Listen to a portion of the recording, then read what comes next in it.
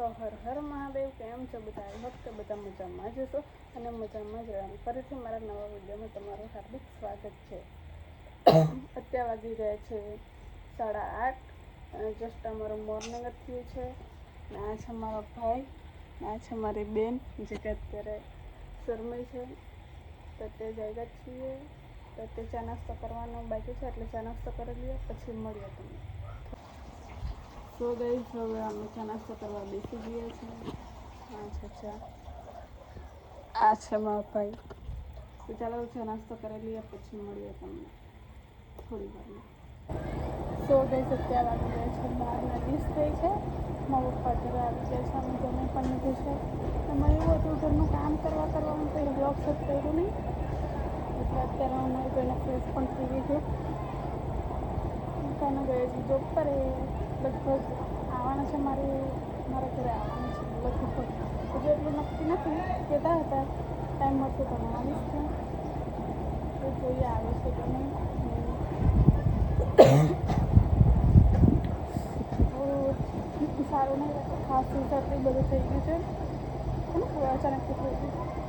અહીંયા જો અમારી સાઈડ કામ થાય છે, કડિયા લોકો કામ કરે છે. જો મકાન બને છે, એટલે જો કોઈ નાનું બેબી છે રમે છે એમનું. ચાલો આજના બ્લોગમાં શું થઈ ગયું એ જોવા માટે બ્લોગમાં બી કન્ટિન્યુ બન્યા રહેજો. મળીએ થોડી વાર પછી. હા જોઈને જાઓ, ફોન કરો પછી.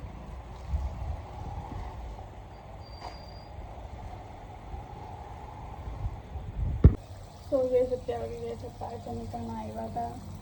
થોડી વાર એવું દવા આપવાની હતી મારે, એટલે એ મારા માટે દવા લઈને આવેલા હતા. તો દવા આપવા આવ્યા હતા, જતા રહ્યા છે. ને તેમાં ભાઈ બેન સ્કૂલેથી આવવાની તૈયારી છે. એના માટે જમવાનું બનાવ્યું છે. એટલે બનાવી કાઢે એ આવે એટલે ભૂખા તો થયા છે. આખો દિવસની થાક લાગ્યો હોય એટલે. તો ચાલો બ્લોગમાં બી કન્ટિન્યુ બન્યા રહી છે. આજના બ્લોગમાં શું થઈ જોવા માટે. તો ત્યાં રોટલી કરવા, એટલે લોટ બાંધેલો જ છે. તો ખાલી રોટલી કરવાની છે. તો ત્યાં રોટલી કરેલી પછી મળીએ. એ આવે એટલે ત્યારે મળીએ. થોડું ત્યાં બ્લોગ કન્ટિન્યુ કરો. સો ગાઈઝ અત્યારે વાગી ગયા છે 5:10 જેવું થઈ છે. એમાં ભાઈ બેન આવી ગયા છે. હવે નાસ્તો કરવા બેઠા છે. તે લોકો હવે થોડું જમી લે, નાસ્તો જેવું કરી લે, પછી ઘરનું કામ જે છે એ કરી લઈએ આપણે. ત્યાં સુધી ઘરમાં બી કન્ટિન્યુ બની રહીએ. સો ગાઈઝ અત્યારે વાગી ગયા છે 6 અને ઘરનું ઓલમોસ્ટ બધું કામ થઈ ગયું છે. હવે ઘણા વાસણ હતા, કપડાં હતા, એ બધું ધોવાનું બધું કામ ડન થઈ ગયું છે. હવે રાંધવાની તૈયારી કરવાની છે. મારા પપ્પા આવે પછી ખબર પડે હું રાંધવાનું છે ને હું નહીં. મારો ભાઈ ગયો છે રમવા અને મારી બેન છે ઘરમાં છે. થોડું કામ એટલે એને લખવા મૂકવાનું જ કંઈક કરતી હોય.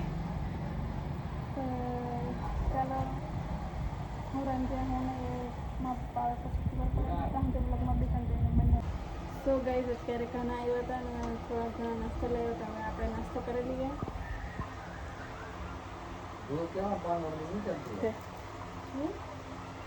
ચાલો તે હવે આપણે થોડો ઘણો નાસ્તો કરી લઈએ. બધા નાસ્તો કરવા બેઠા છે. મારો ભાઈ તો રમવા ગયો છે એટલે આવ્યો નથી. એ આવે એટલે પછી કરી દઈએ. તો ચાલો બ્લોગમાં બી કન્ટિન્યુ બની રહેશે. મળીએ. તો ગાઈઝ મારી બેન દાળો વઘારે છે. ટેકનિક તો જોઈ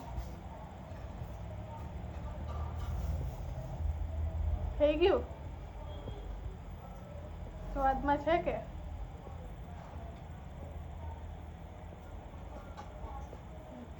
હું કરે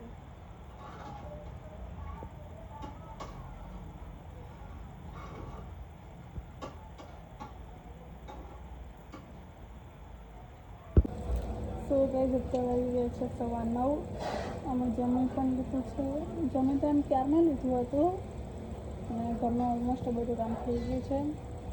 કામ નહીં હતું, મારી બેનને વાસણ ઘસવાનું હતો એટલે એ કહ્યું કે હું ઘસી કાઢું. એટલે પછી આપણે ખાઈને ઊભા થઈ ગયા. તો આપણું કામ તો થઈ ગયું, ખાઈ લીધું છે ત્યારનું. અત્યારે એને મેં કીધું કે તમે માથામાં થોડું ખંજળી આપ. એ ખંજળી આપે છે કેમ કે ભૂજ સવારમાં મેં કાઢી નથી માથું જેવી ત્યારની. અને અત્યારે એના જ વાળે સરખા કરે છે, એને જ ભૂજ કાઢે છે માથાની. એ એને કરી લે પછી મને કરી આપે. સુધી કન્ટિન્યુ બની રહેજો. થોડી વાર મળે થોડી વાર. સો ગાઈસ હવે આપણો વાર આવી ગયો છે વાળ ઓળવામાં. મારી બેનનું માથું ઓળાવી આપે છે પણ ખેંચે બહુ ધીરે કર. શરદી જેવું થઈ ગયું છે થોડું ઘણું. ધ્રુવ ધીરે કર.